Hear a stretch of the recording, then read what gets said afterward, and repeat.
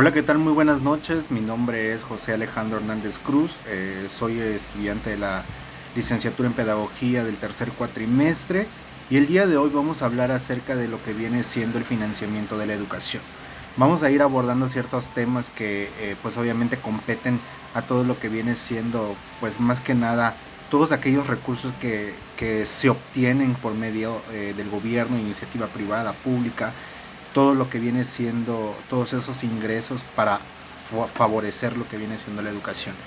Eh, los temas que estaremos abordando son los ingresos públicos y la relación que tienen con la educación, los egresos públicos que también tienen relación con la educación, en lo que es el gasto corriente, el gasto de infraestructura, los gastos sociales, también pues las fuentes de financiamiento que se tienen en este caso, pues obviamente para ir abordando todos esos temas educativos y pues qué relación tienen con la nueva parte de las nuevas políticas educativas, ¿no? O en materia de educación.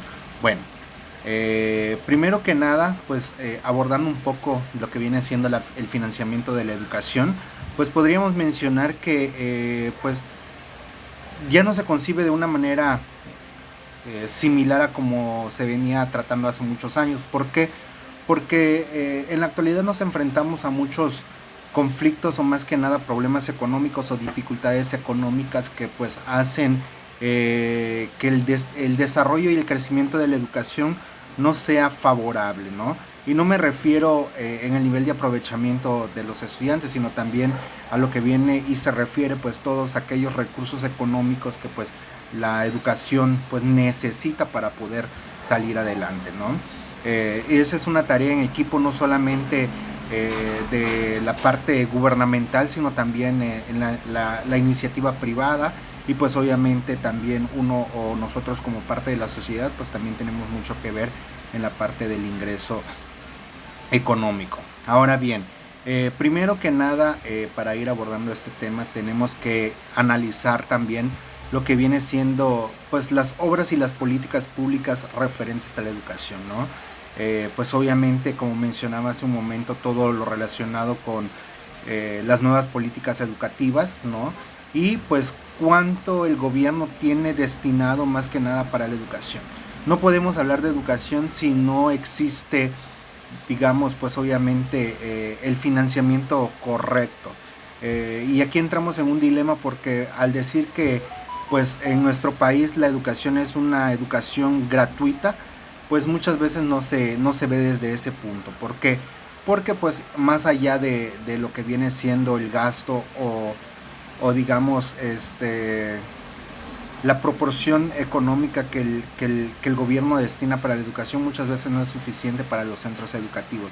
Y es allí donde entran los padres de familia, pues obviamente también aportando un poco en lo que vienen siendo las famosas cuotas, ¿no? Que hasta hace unos años era eh, un tema de discusión. ¿Por qué? Porque uno de los partidos pretendía eliminarlas, pero pues lamentablemente no podemos decir que se puedan erradicar como tal. ¿Por qué? Porque de ahí también sale parte del recurso para pues obviamente financiar lo que viene siendo pues nuestro centro de trabajo.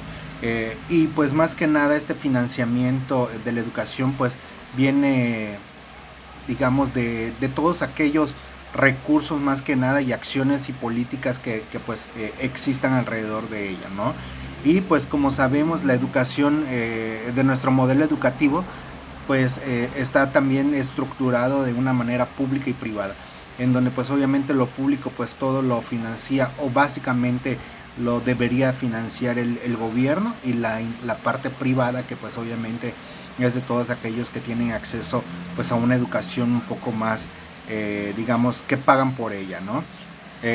Ahora bien, los ingresos públicos pues podríamos decir que son todos aquellos que pues de alguna u otra manera nosotros como nación vamos adquiriendo mediante diversos recursos o movimientos, ¿no? Primero que nada, todos aquellos, digamos, bienes que recibe el gobierno por medio de nosotros, como por ejemplo todo lo que viene siendo la inversión, pues obviamente todo lo que viene siendo la producción, los impuestos, y podríamos definir o más que nada clasificar estos en ordinarios y extraordinarios.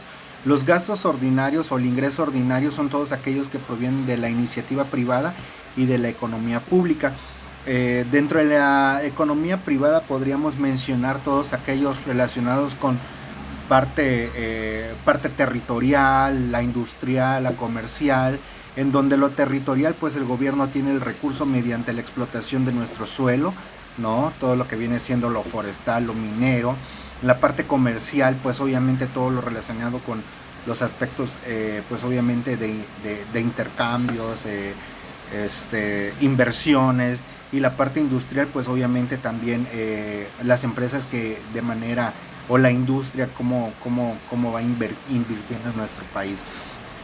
También tenemos la economía pública, que vienen siendo aquellas especificaciones generales en donde pues obviamente el gasto o más que nada el ingreso lo obtiene el gobierno mediante pues nuestros impuestos, y aquellos también especiales, que en este caso viene siendo pues tasas, contribuciones, etcétera. Y los extraordinarios pues también son aquellos que pues provienen del crédito público, y que pues por ejemplo también se hace pues se recauda ese ingreso, ¿no? Mediante pues la venta de los inmuebles, donaciones, impuestos extraordinarios, inversión extranjera, etcétera. Entonces esos ingresos pues sirven para poder destinar a ciertos grupos que pues ahorita vamos a ir viendo más que nada. Y el gobierno al tenerlos pues también tiene que distribuirlo, no todo tiene que quedar en manos de él, o más bien no debe de quedar en manos de él.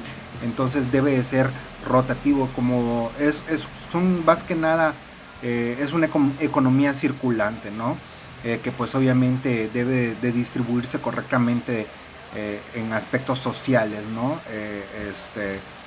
Y pues apoyos y todo lo demás. Bueno, ahora ya definiendo esta parte de los ingresos, ahora vamos a lo que son los egresos públicos y la relación con la educación. ¿Cómo esos egresos pues de alguna u otra manera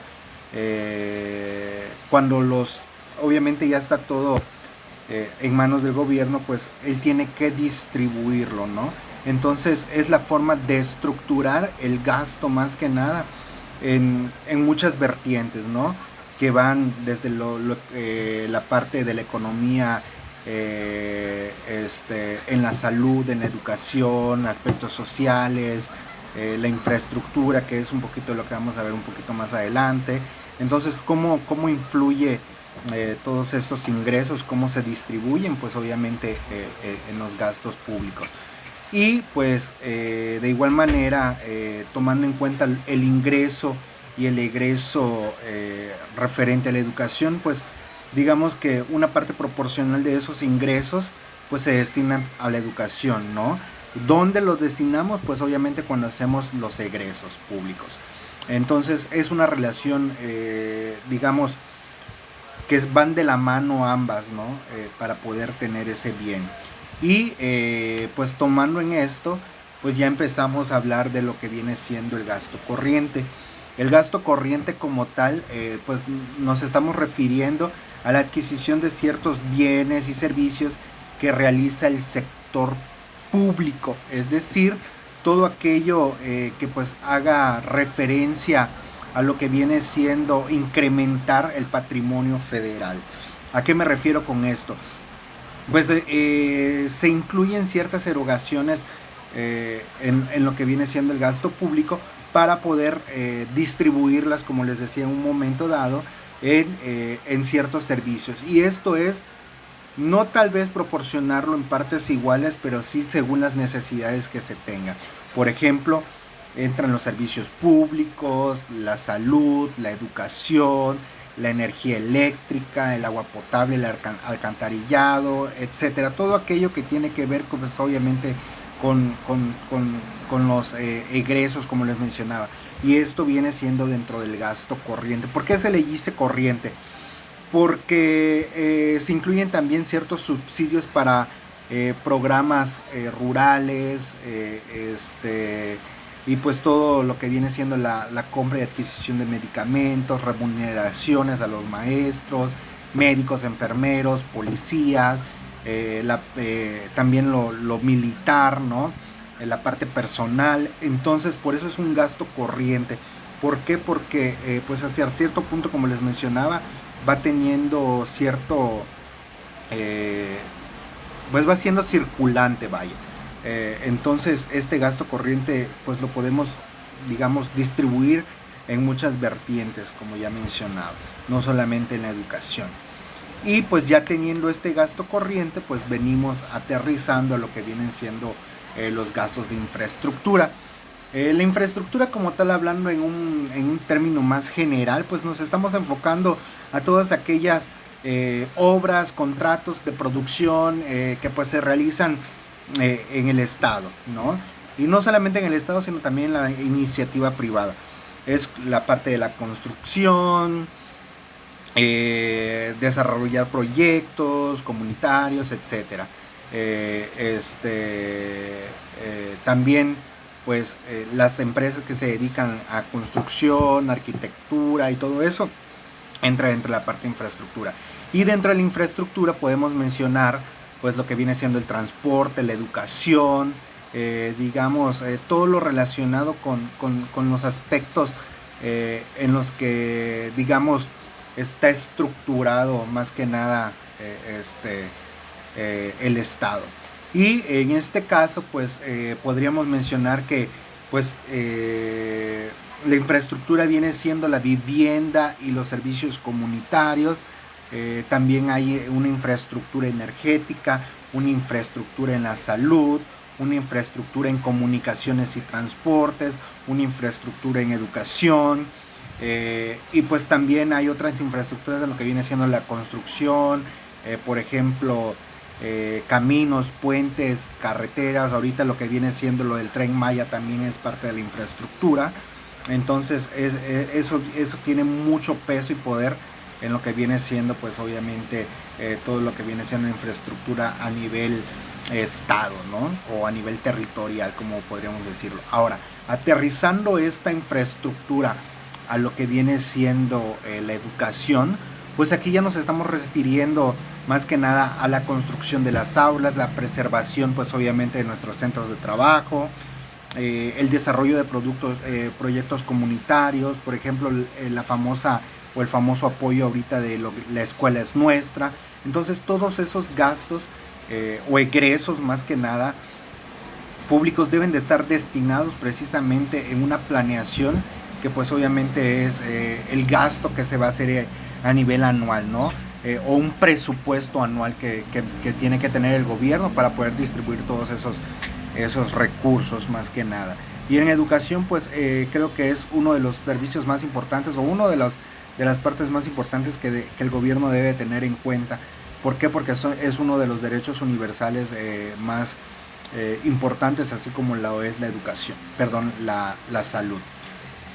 Ahora, hablando un poco de lo que ya es el gasto social, hacemos referencia, pues obviamente, ya como su nombre lo indica, todos aquellos recursos destinados a lo que viene siendo la protección social, la educación, la salud, la vivienda, actividades recreativas, de cultura, de dispersión, religión, la protección del medio ambiente.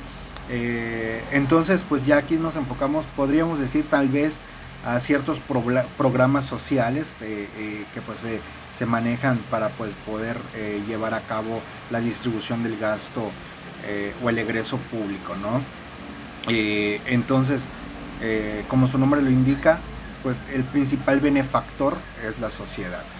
Y las fuentes de financiamiento que pues se tienen en este momento, de acuerdo a lo que vienen siendo las nuevas prácticas educativas, puedo citar aquí algo que menciona la ONU, que debe de ser una aplicación del derecho de la educación, la financiación de esta.